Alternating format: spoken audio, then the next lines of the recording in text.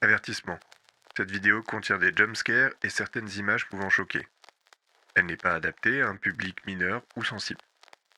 Sur ce, bonne vidéo.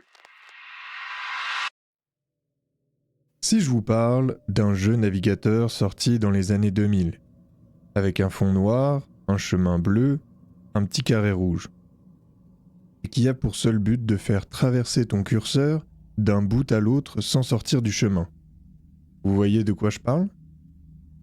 Je parle bien évidemment du jeu La Souricière. Pour les plus jeunes qui regardent cette vidéo, il faut savoir qu'en réalité, ce jeu cache un tout autre secret. Un secret bien plus sombre.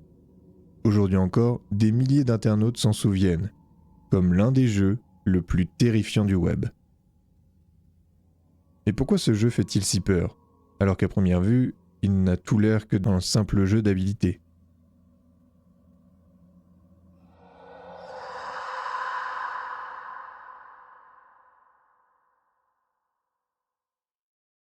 Déjà, observons le jeu. Il affiche un simple écran bleu et le titre du jeu, La Souricière, version 2.1. et juste en dessous, un message d'accueil. Testez votre habilité à manier la souris. Essayez d'atteindre la sortie sans toucher les murs. Avez-vous la main habile ? C'est ce que nous allons découvrir. Tentez de réussir les 4 niveaux. Les effets sonores vous aideront dans votre progression. Ok, le jeu a l'air simple. Cliquons sur Jouer. Niveau 1. Facile. Passons au niveau 2 alors. Déjà, ce qui me dérange, c'est l'absence totale de son.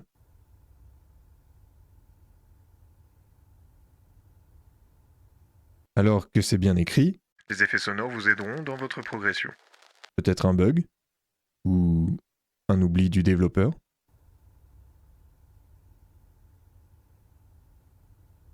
Niveau 3. L'avant-dernier. Toujours pas de son. Mais le niveau devient beaucoup plus serré.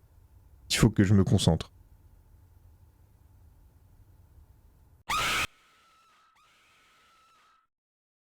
Oh mais pourquoi ? Ça fait toujours aussi peur. J'espère que ça a filmé, parce que je le referai pas encore. Ok, maintenant je pense qu'on a bien compris pourquoi ce jeu a été considéré comme l'un des plus traumatisants de toute une génération. Mais ce jeu a aussi engendré un tout autre phénomène. Car à l'époque, les gens ont commencé à filmer leurs potes pendant qu'ils jouaient à la souricière. C'était devenu une sorte de mode sur YouTube pendant un moment. On lançait le jeu, on posait la caméra et on attendait que son pote crie comme un malade.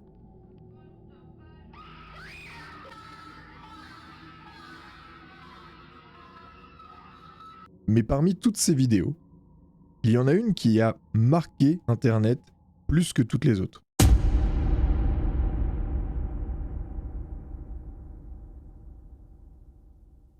Vous vous souvenez du type que je vous ai montré en début de vidéo ?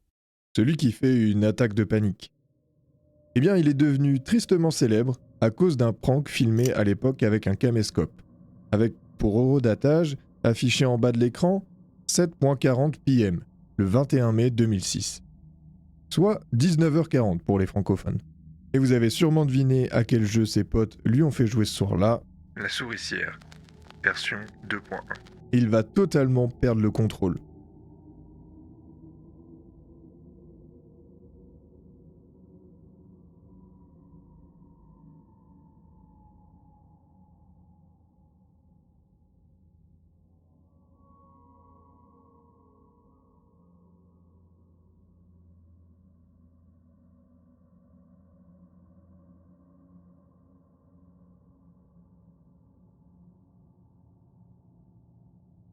Le gars hurle, frappe son écran et finit malgré lui par suriner dessus.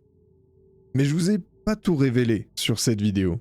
Vous l'avez peut-être remarqué, mais pour être honnête avec vous, il y a des choses qui me dérangent ici. Premièrement, c'est si facile de péter un écran de PC.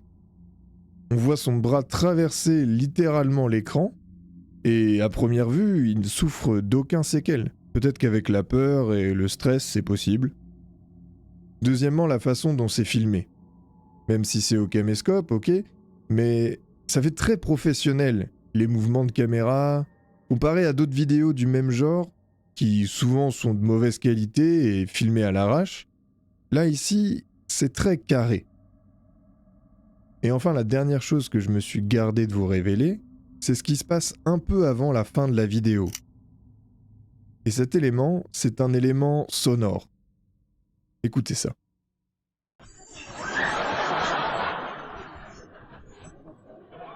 Le rire d'un public. Au début, je pensais que c'était une vidéo privée envoyée à une émission type vidéo gag. C'était encore la mode à l'époque, alors pourquoi pas. Puis je me suis dit, pourquoi pas me servir de l'horodatage.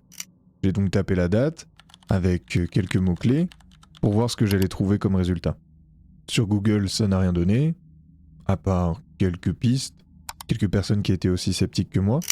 Non mais attendez, il y a sérieusement des mecs qui ont cru que c'était vrai? Vous imaginez vraiment qu'on passe à travers un écran LCD, comme une plaque de carton? J'ai aussi sondé un peu Reddit, mais au bout d'un moment, comme je voyais que ça ne donnait rien, j'ai arrêté mes recherches. Puis j'ai mis un commentaire sous la vidéo, histoire de chercher si quelqu'un pouvait m'aider. Et malheureusement, comme la vidéo est ancienne, il y a très peu d'activité dans les commentaires. Et encore aujourd'hui, je n'ai pas eu de réponse. Le mystère reste donc entier. En tout cas, une chose est sûre, c'est que cette vidéo m'a fait flipper et rire à l'époque. Aujourd'hui, je la regarde avec un tout autre œil. Avec ce qu'on entend sur le cyberharcèlement, elle me fait plutôt grincer les dents. Et même si cette vidéo était préparée sur le ton de l'humour. Mais si j'ai eu envie d'en parler aujourd'hui, c'est parce que moi et les gens de ma génération, on a grandi dans ce genre de contenu. Les jeux, les vidéos, les pièges. Et quand je me remémore cette époque, je me demande, est-ce qu'on referait les mêmes blagues aujourd'hui ? En tout cas, une chose est sûre, personne n'a oublié. Même en 2025.